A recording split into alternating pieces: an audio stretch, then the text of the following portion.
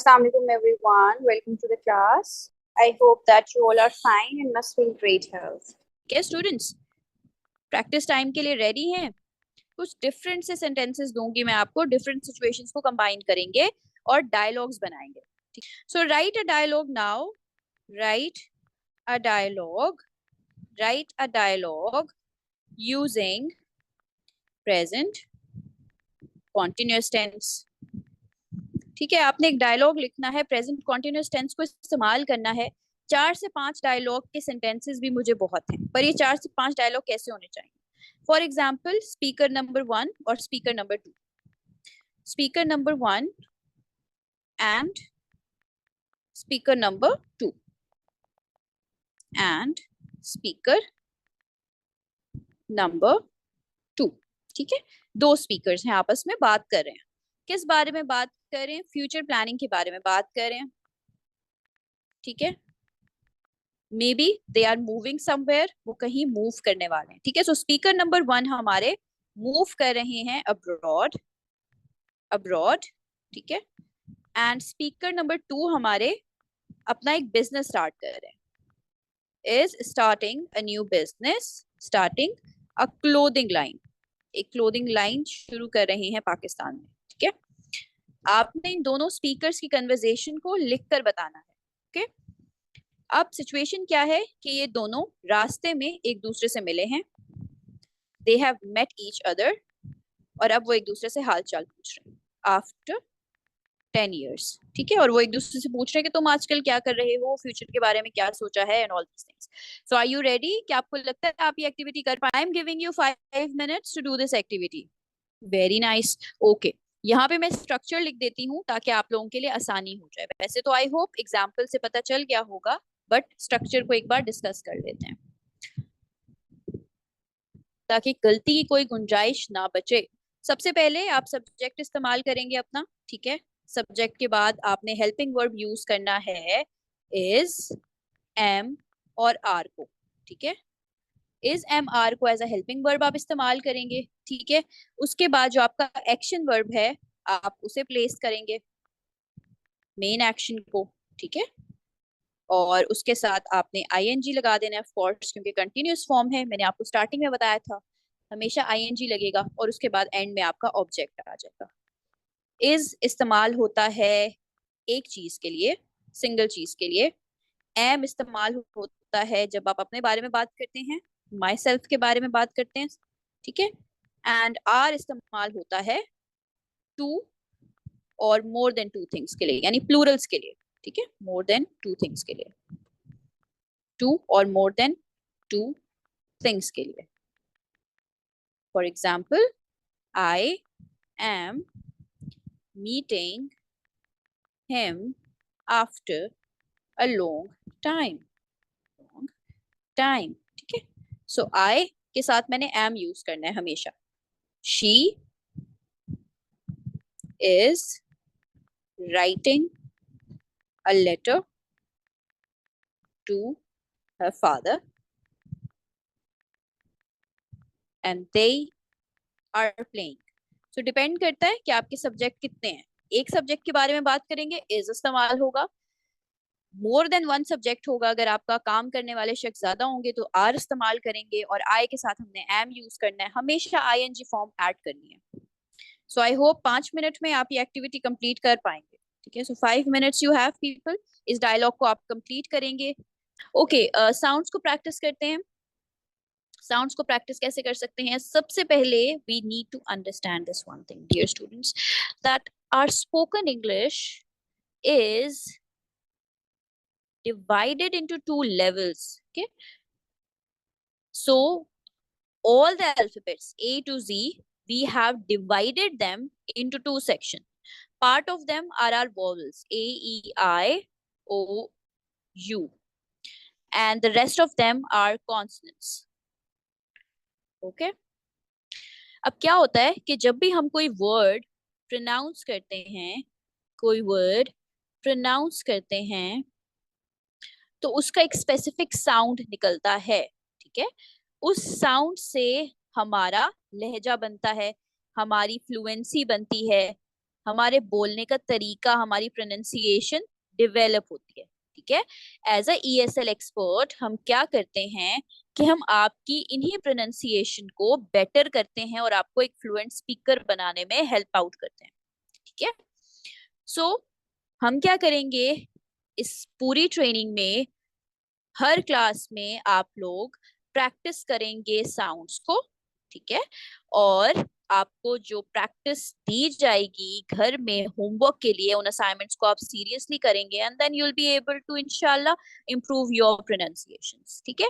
So this part of lecture is for everyone who wants to become fluent speakers. AEIOU आज हम walls को discuss करेंगे। हम इन्हें वावल्स पढ़ते थे, कुछ लोग वॉवल्स पढ़ते हैं। इनकी जो असल प्रोनाउंसिएशन है वो है वाउल्स, वाउल्स, वाउल्स, ठीक है, वाउल्स। मेरी उर्दू बहुत अच्छी नहीं लिख सकती, I know, but I hope आपको ये समझने में आसानी होगी। Vowels, vowels, okay. ये जो अल्फाबेट है ना W, इसे हम बहुत ज्यादा इग्नोर करते हैं, इसे हम अक्सर साइलेंट रखते हैं whenever we are speaking, ठीक है।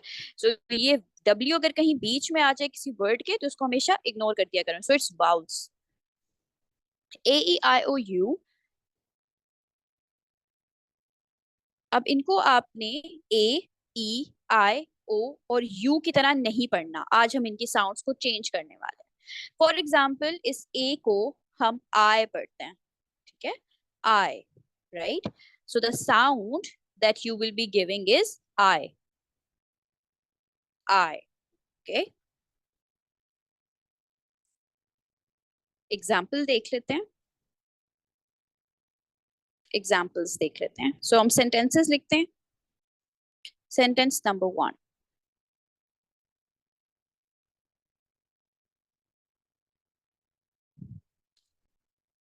she arrived in an airplane. अब यहाँ पे ये साउंड हमारा I है, I, okay? So she arrived in an airplane from her, silent आएगा, ये R आपका साइलेंट रहेगा, her to her home, to her home, home, ठीक है। So this A, इसका जो साउंड है I है, right? So it's not A, R, it's I. Then we have E, AEIOU. E is an extended sound, E, ठीक है, E,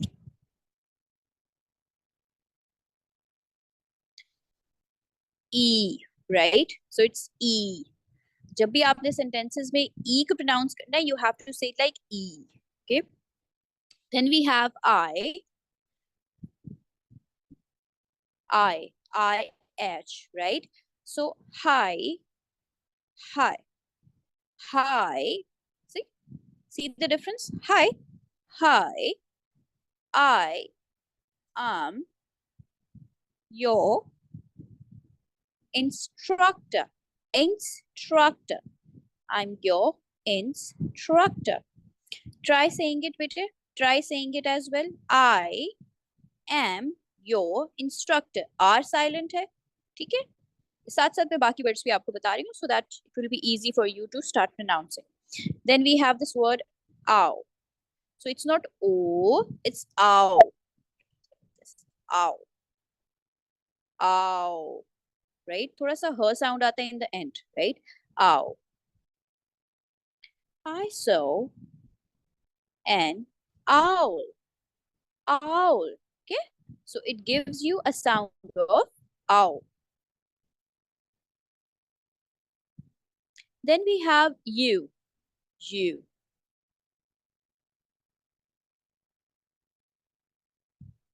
This U gives the sound of O basically. Under will be pronounced as onder. Onder. Okay?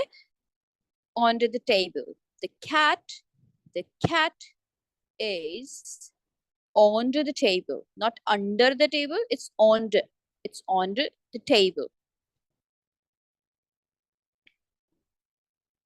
Now since एक छोटा सा revision करवा दूं अगर मैं आपको, तो वाउल्स हमारे वो तमाम साउंड्स होते हैं which are produced which are produced जिनको आप प्रोड्यूस करते हैं without without blocking any air in your lungs or in your air passageway. ठीक है, सो ये वो साउंड्स होते हैं जिनको आप बहुत फ्रीली प्रोनाउंस करते हैं, कोई भी किसी भी किस्म का रुकावट नहीं होता in your air passageway while you're pronouncing them.